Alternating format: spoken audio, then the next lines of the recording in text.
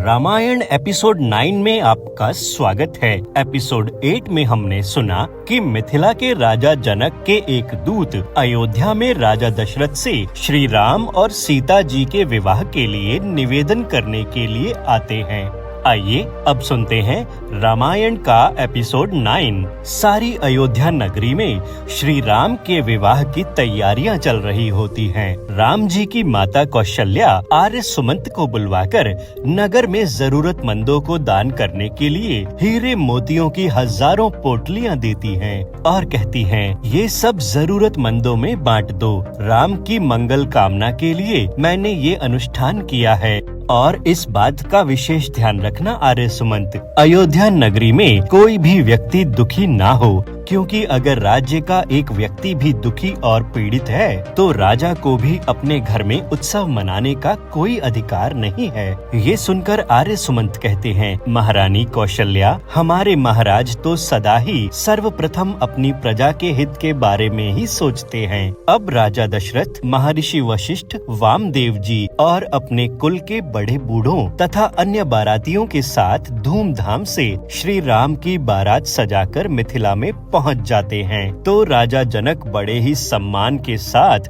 राजा दशरथ, महर्षि वशिष्ठ, वामदेव जी और साथ में आई बारात का पूरे हृदय से स्वागत करते हैं और सभी को जलपान तथा भोजन आदि कराने के बाद उनके विश्राम करने की पूरी व्यवस्था कर देते हैं। अगले दिन राजा जनक, राजा दशरथ, महर्षि विश्वामित्र, महर्षि वशिष्ठ, वामदेव जी तथा राजा जनक के कुल गुरु महर्षि शतानंद जी विवाह की आगे की प्रक्रिया पर बात करने के लिए एकत्रित होते हैं और महाराज जनक अपने कुलगुरु महर्षि शतानंद जी की ओर देखकर कहते हैं, गुरुदेव, आप इस सभा में उपस्थित महाराज दशरथ तथा गुरुजनों के सम्मुख विवाह का प्रस्ताव रखिए। तो महर्षि शतानंद जी सभा में उपस्थित सभी लोगों से कहते हैं, वैसे तो महाराज जनक की प्रतिज्ञा के अनुसार शिव धनुष के भंग होते ही राजकुमारी सीता का विवाह श्री राम से हो चुका है, लेकिन फिर भी धर्म और लोकाचार की रीति के अनुसार महाराज जनक आप सभी की उपस्थिति में अपनी पुत्री सीता का धर्म और विधि पूर्वक कन्यादान करना चाहते हैं। ये सुनकर राजा दशरथ कहते हैं,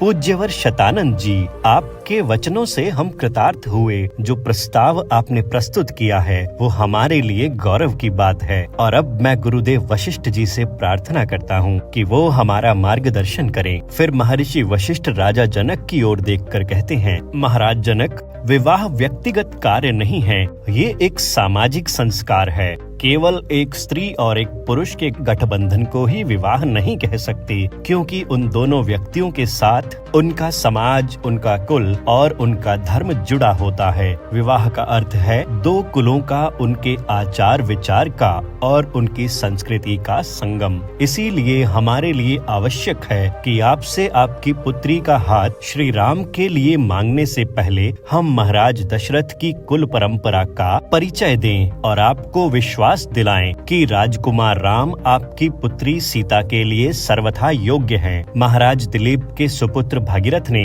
देवलोक से गंगा को पृथ्वी पर लाकर इस आर्य भूमि पर जो उपकार किया है उसके लिए वे सदा अमर बने रहेंगे। फिर इस कुल में रघु हुए, जिनके नाम से ये रघुकुल कहलाता है। फिर भक्त शिरोमणि अमरीश, फिर उनके प्रपौत्र महाराज अज हुए और महाराज अज के सुपुत्र महाराज दशरथ हुए। ऐसे यशस्वी कुल में उत्पन्न आर्य कुमार राम और लक्ष्मण के लिए मैं आपकी दोनों पुत्रियों सीता और उर्मिला को वरण करता हूँ। महर्षि वशिष्ठ की ये बात सुनकर महाराज जनक अत्यंत प्रसन्न हो जाते हैं और उनसे कहते हैं, मुनिवर, आपके उदार वचनों से मैं धन्य हो गया। मैं बड़ी विनम्रता के साथ अपनी पुत्री सीता को श्री राम के लिए और अपनी छोटी पुत्री उर्मिला को आर्य कुमार श्री लक्ष्मण के लिए रघुकुल की कुल वधुओं के रूप में समर्पित करता हूँ। ये सुनकर ऋषि विश्वामित्र ऋषि वशिष्ठ की ओर देखकर कहते हैं, यदि ऋषि वशिष्ठ आज्ञा दें तो मैं भी एक प्रस्ताव रखना चाहता हूँ। तो ऋषि वशिष्ठ कहते हैं, अवश्य ब्रह्म ऋषि। तब ऋषि विश्वामित्र सभा में मौजूद सभी लोगों से कहते हैं, राम और लक्ष्मण परिणय सूत्र में बंधकर अयोध्या जाएं और भरत और शत्रुघ्न कुंवारे रह जाएं। ये तो उचित नहीं है। इसीलिए हम महाराज जनक के छोटे भ्राता संकाशा नरेश कुशध्वज की दोनों पुत्रियों मांडवी और श्रुतकीर्ति को भरत और शत्रुघ्न के लिए वरण का प्रस्ताव रखते हैं। महर्षि विश्वामित्र का ये प्रस्ताव सुनकर महाराज जनक कहते हैं, मुनिवर, आपके इस प्रस्ताव से हमारा कुल धन्य हो गया। और फिर वो अपने छोटे भ्राता कुशध्वज की ओर देखकर कहते हैं, कुशध्वज अपनी पुत्री मांडवी का कुमार भरत के लिए और अपनी छोटी पुत्री श्रुतकीर्ति का कुमार शत्रुघ्न के लिए कन्यादान अवश्य करेंगे। ये सुनकर सभा में राजा दशरथ के साथ में ही बैठे अयोध्या के आर्य सुमंत कहते हैं, अरे भाई, तो फिर शुभ कार्य में देरी क्यों? इतना कहकर वो महर्षि शतानन जी से कहते हैं, शतानन जी, चारों राजकुमार एक ही दिन दुल्हा बने और चारों राजकुमारियों का कन्यादान भी एक ही दिन में हो, ऐसा शुभ लगन निकालिए। तब महर्षि शतानंद कहते हैं, 2 दिन बाद उत्तरा फाल्गुनी नक्षत्र है।